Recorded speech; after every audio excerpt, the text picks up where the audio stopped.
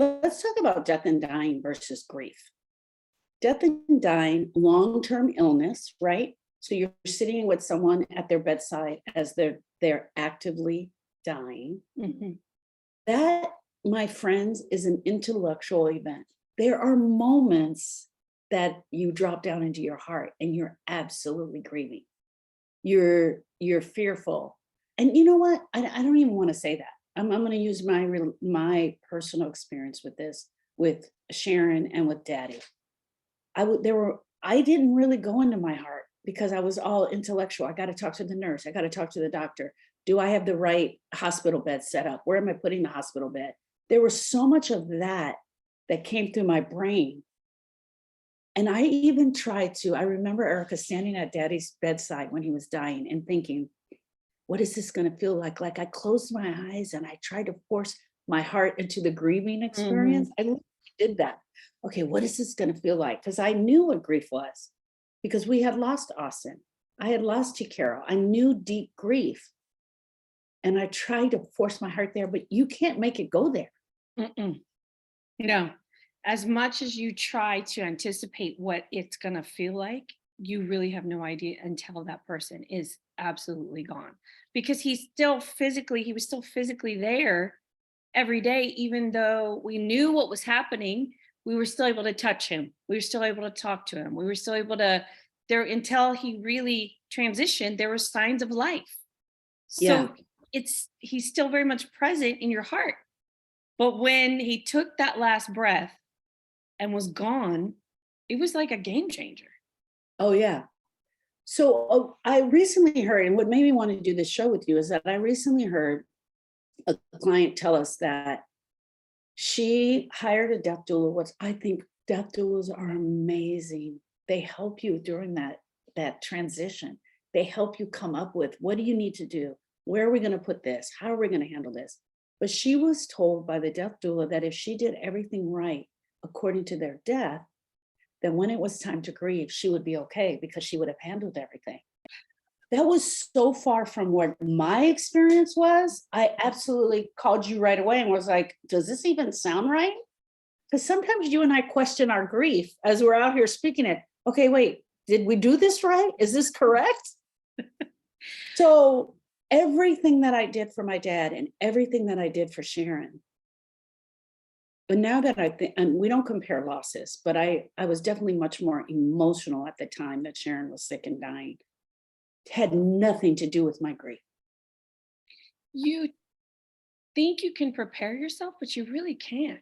Because there's No. no way to actively start grieving during the dying process. There's no, you're definitely grieving the fact that the person is sick, and you know that the outcome is not going to be good. That is a level. You always talk about grief has levels. That is a Yeah. level to the grief, but it's definitely not the ultimate grief you're going to feel when they're gone, because you miss them. You miss them. Yeah. Our grief is our love, and we carry it in our hearts, and we don't have anywhere to put it. When Daddy was lying on that bed and he was dying, we could still give him our love. We were loving him Yeah. through to his transition. But when he was gone, now we're stuck holding that love in our hearts, and we can't put it anywhere. You love your family, you love your husband, you love your children. It's the different love than being someone's child. So one of the things that you and I totally teach, and I want to go back to this, is that there are two types of grief. There's intellectual grief that goes on in our head, and there's emotional grief that happens in our heart.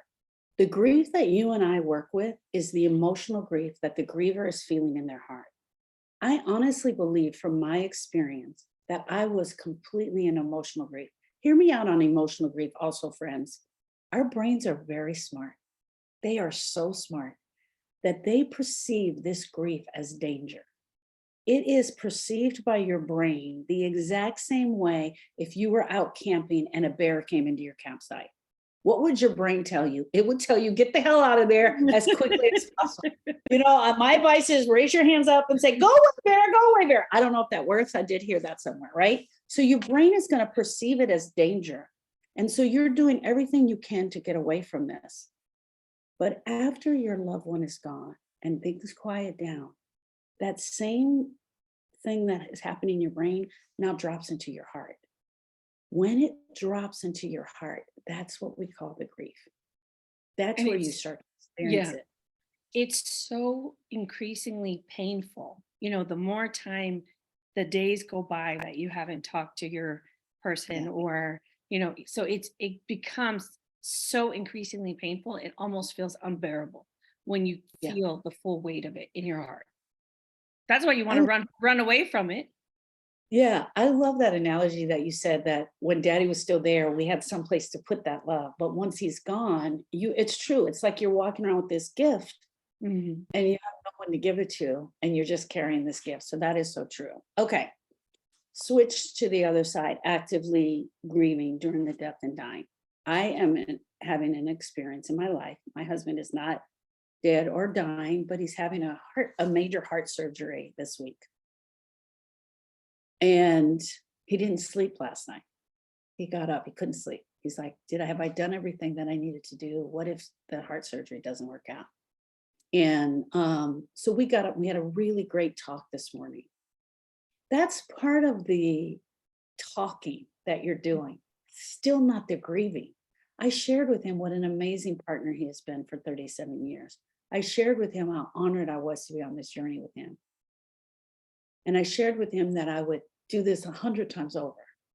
But you and I both know, Erica, if God decides on Wednesday that it's time to call him home, it's going to be a whole different emotions that are going on the weeks after that. Yeah, it would almost be like you need to play this back Yeah. to remind yourself what you just said. Thank you. Thank you, Your Erica. your This heart's is gonna why be like, this is why you should all have a little sister. I'm telling you, this is why, because you go to those precious moments and then they kick you in the knee. Thank you, sister. no, but I'm just saying it's almost like that, because you feel like you're gonna be so strong and you're gonna be so Yeah. prepared because you've talked it through, and you and him have like had that amazing Yeah. connection. And Yeah. and then, but if something does happen, it'll be like you'll totally forget that you have this Exactly. this capability. Exactly. That's how it was with Donovan. Yeah. We had finished the training 2 days before Donovan died, our recertification. I was so full with fresh knowledge and a fresh perspective because we had a new trainer that we worked with. I was so ready to just tackle the grieving world. Donovan died.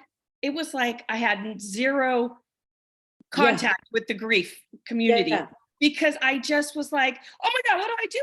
It was a massive shock to my brain, to my heart, to my whole entire world.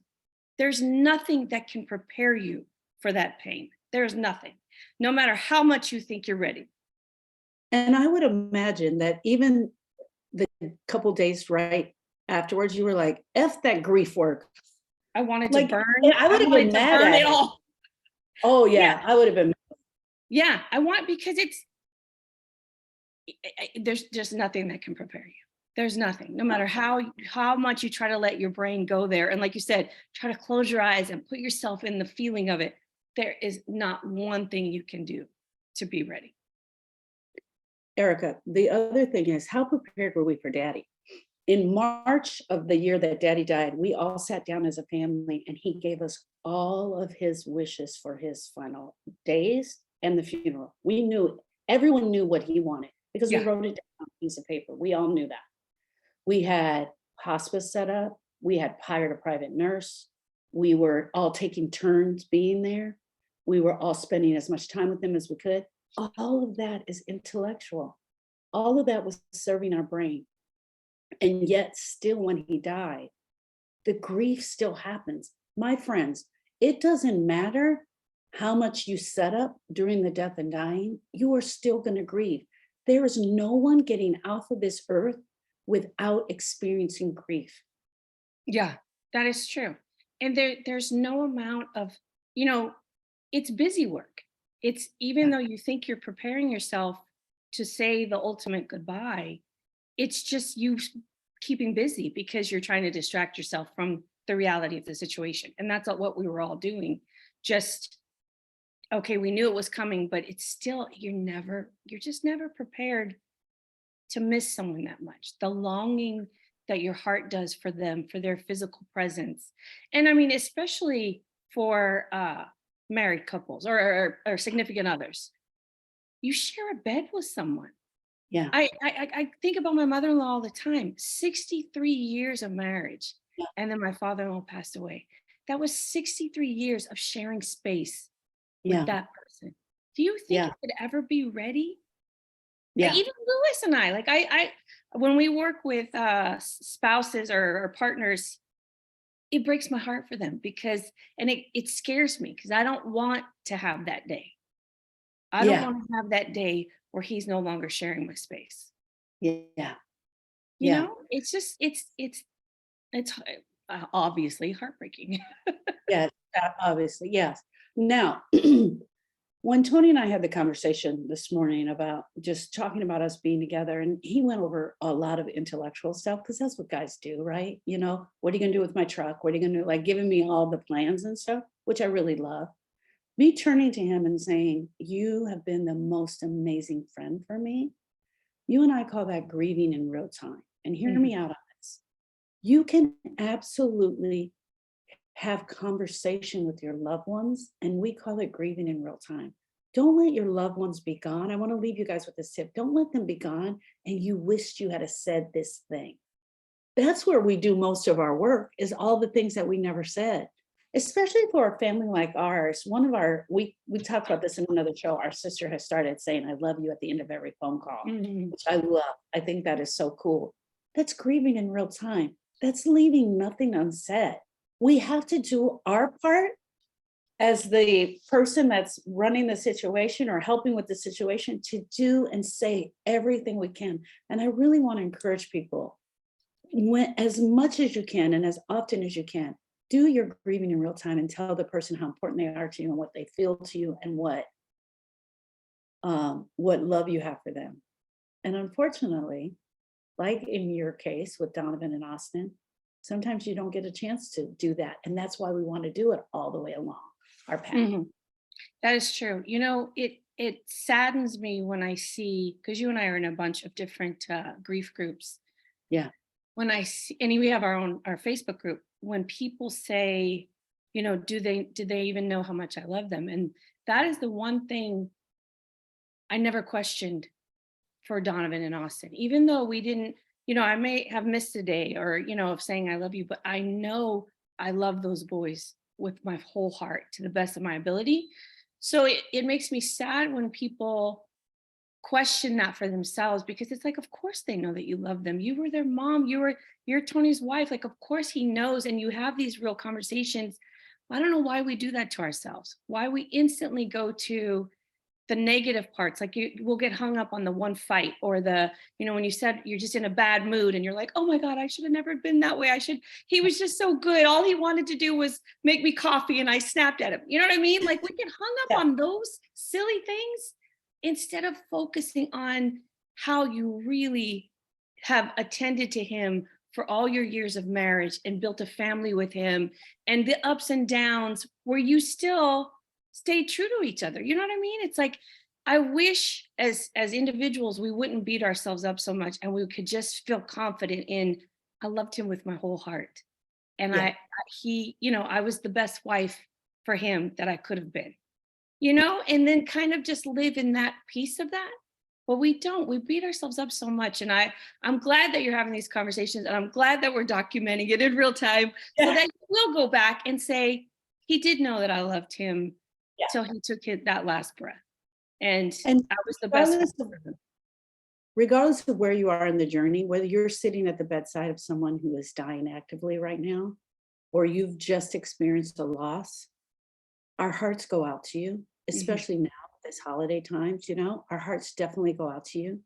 Know that we see you, know that we hear you, and know that we have a Facebook group that's perfect. We're in that Facebook group every day. We're answering questions. We would love you to come and be a part of our community where we can continue giving you tips and how-tos on the grief. So Yeah.